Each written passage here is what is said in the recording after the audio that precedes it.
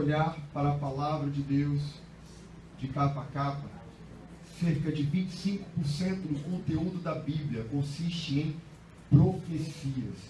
É muita coisa. E dentre essas profecias, muitas já se cumpriram. E nós temos provas arqueológicas e históricas de que elas se cumpriram como estavam escritas na palavra. E antes mesmo desses acontecimentos se tornarem fatos históricos, os profetas, inspirados por Deus, falaram sobre esses fatos. Então é inegável o valor da Bíblia como fonte histórica, é inegável o valor da Bíblia como referência, principalmente no que tange à esfera espiritual, que daquilo que foi profetizado no passado, já se cumpriu no passado. Existem profecias que são para os nossos dias e profecias que são para o nosso futuro. Se aquelas se cumpriram, precisamos estar atentos ao cumprimento daquelas que foram proferidas por homens inspirados por Deus e escritas na palavra do Eterno para esta geração que será a geração que testemunhará o fim. Complicado dizer isso. Eu tenho que fazer uma pergunta diante de tantos sinais, de tantas evidências. Essas profecias que falam a respeito desse último período da história da humanidade, elas apontam para um período conturbado, um período marcado por um caos em muitos níveis. Nós estamos vivendo aí nos nossos noticiários uma ebulição política. O nosso contexto político em escala mundial está em convulsão. O terrorismo não é mais um fato isolado, não é mais um carro-bomba explodindo lá em Cabul, não. Agora é um homem entrando numa van e atropelando pessoas no meio da rua. O que está acontecendo? São sinais do fim. São sinais do fim. Esses são os sinais que antecedem a volta profetizada de Jesus Cristo. Sinais proféticos que anunciam a chegada do juízo de Deus à humanidade. E eu quero fazer uma pergunta, é o tema dessa ministração. Você está preparado para o fim? Você está preparado? Vamos ao Evangelho que Mateus escreveu, inspirado no capítulo número 24. E vamos ver os versículos 37 até o 44.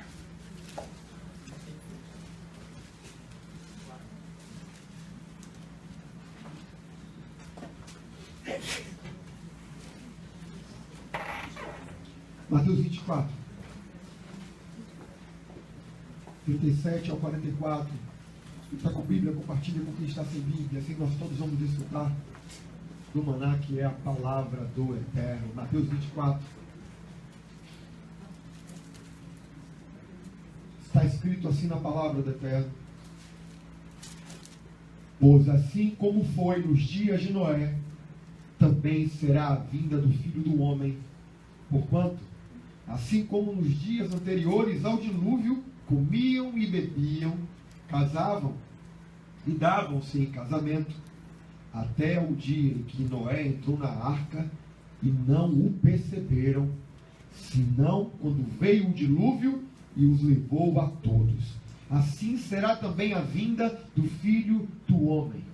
Então, 2 estarão no campo, um será tomado e deixado o outro. 2 estarão trabalhando no moinho, uma será tomada e deixada a outra. Portanto, vigiai, porque não sabeis em que dia vem o vosso Senhor. Mas considerai isto: se o pai de família soubesse a que horas viria o ladrão, vigiaria e não deixaria que fosse arrombada a sua casa. Por isso, ficai também vós apercebidos, porque a hora em que não cuidais, o Filho do Homem virá. Jesus, em seu discurso escatológico, em Mateus 24, eu poderia ler todo o capítulo, porque todo ele é pertinente a esse tema, mas eu dei uma ênfase a respeito da volta, que não haverão avisos, não haverão avisos. Existem sinais, existem indícios, existem profecias, e esses processos proféticos estão em andamento agora, nesse exato momento.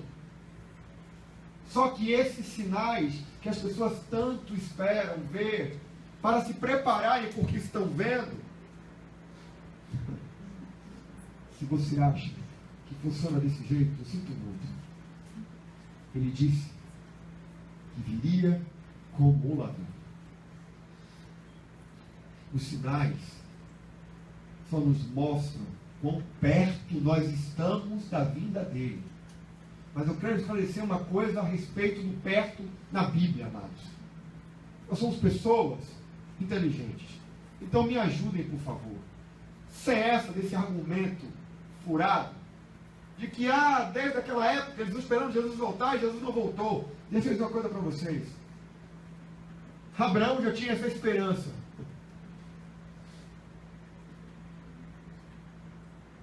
Moisés, os profetas do exílio, o último Malaquias. Chegamos à era pré-cristã, no período intertestamentário, os judeus esperavam. Chegamos à era cristã, Jesus nasce, eles estavam esperando. Ou seja, a cada virada de século, nós estamos mais próximos. Hoje, nós estamos mais perto do que Mateus estava na época em que ele escreveu esse evangelho. Vocês compreendem isso? Nesse processo profético, o tempo não corre como nós gostaríamos que corresse. Corre segundo a vontade de Deus. Isso é soberania. Ou você aceita a soberania absoluta de Deus, ou você não aceita quem Deus é, amado, porque você não pode separá-lo desse atributo. Deus é soberano. E ponto final.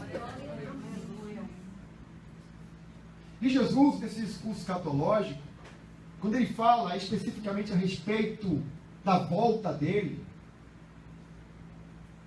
ele diz em que circunstâncias ele viria. Ele diz como ele viria. Ele só diz apenas que seria de forma inesperada. E ele adverte que aqueles que esperam por ele deveriam estar preparados. Então, independente dos sinais proféticos, independente de qualquer evidência que você aguarde se cumprir das Escrituras Sagradas, você precisa estar preparado para o encontro com Cristo na sua volta. É por isso que eu estou perguntando, você está preparado para o fim? Segundo a palavra de Deus, amados, não basta você estar na igreja. Segundo a palavra de Deus, há um requisito muito importante: fé.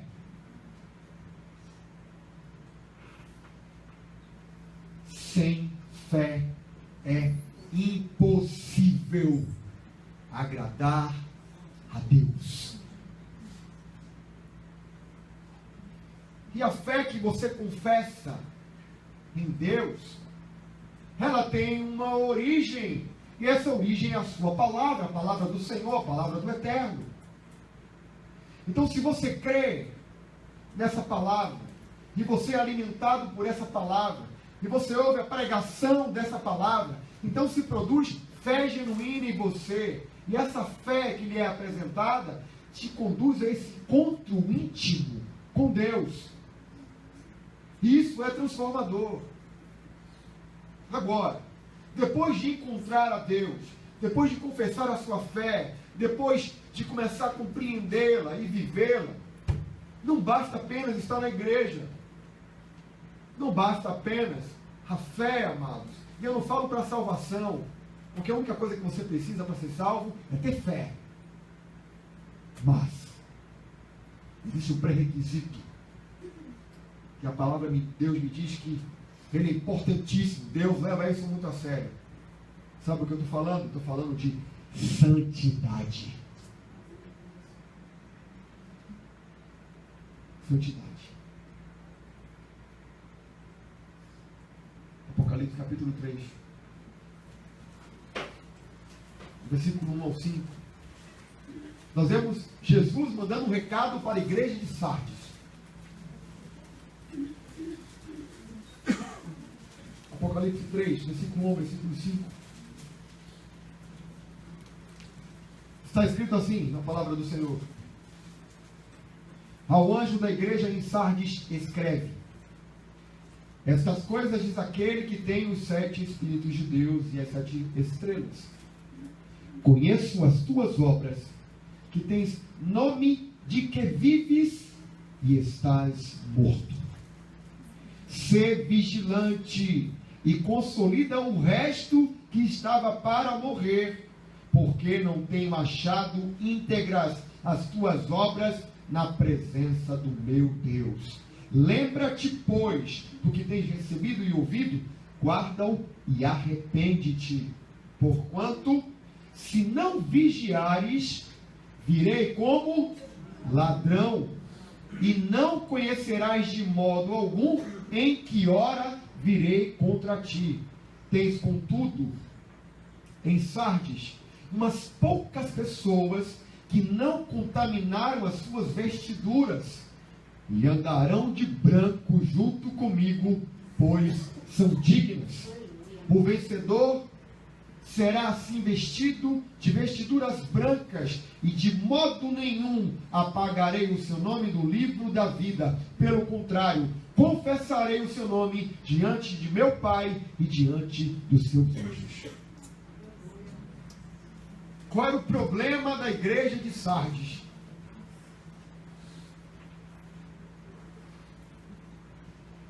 Tens nome de que vives, mas estás... Por quê? Porque a igreja de Sardes estava nesse estado. Por que a ênfase nas vestiduras brancas, de não contaminar as vestes? Vestes brancas, amados, simboliza pureza. Vestes brancas simbolizam santidade. Elas podem ser encontradas dentro desse aspecto ao longo da Bíblia. Como cristão, ao nascer de novo pela fé, nossos pecados que nos tingiam e nos deixavam com vestes encarnadas, como o carmesim, como a escarlata, no novo nascimento nos tornamos, recebemos vestes que são mais alvas do que a neve. Agora, o estado em que essas vestes serão encontradas no dia da volta do Senhor, isso faz muita diferença. Se não fizesse, não haveria essa ênfase na carta a Sardes.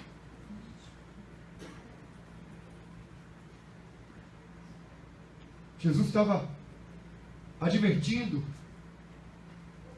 a igreja de Sardes que deveriam ter cuidado com as vestes que receberam ao nascer de novo, para que não fossem contaminadas, não ficassem sujas. A questão é, hoje, em que estado estão as vestiduras que você recebeu no seu novo nascimento? Que estado? Como você está? Jesus virá como um ladrão. Pronto. Se ele viesse agora. O problema é que nós temos uma dificuldade muito grande de enxergar o estado de nossas vestes, mas uma facilidade muito grande de enxergar o estado da veste dos outros. Isso aí. Olhamos para a veste do outro, apontamos para ali, apontamos para lá. E dessa forma, nós nos tornamos juízes no lugar de Deus e esquecemos de olhar para as nossas próprias vestes. De que adianta, hein, da cintura para cima está branquinho como a neve e ninguém está vendo a sujeira que está nos seus pés. O alerta de Jesus à igreja de Sardes vale para a igreja de hoje. Porque a semelhança de Sardes, a igreja que é o corpo de Cristo, eu não me refiro apenas à igreja do monte, mas à igreja corpo de Cristo sobre a terra. Assim como em Sardes, a observação foi essa: são poucos os que não deixaram as suas vestes serem contaminadas. A semelhança disso, na igreja sobre a terra, são poucos que hoje, se Jesus voltasse agora, receberiam essa dádiva que Ele concede àqueles que vencerem em Sardes. Ele diz aqui: e de modo nenhum apagarei o seu nome do livro da vida, pelo contrário, confessarei o seu nome diante do meu Pai e diante dos seus anjos. Olha que privilégio. A questão é, hoje, em que estado estão as vestiduras que você recebeu no seu novo nascimento?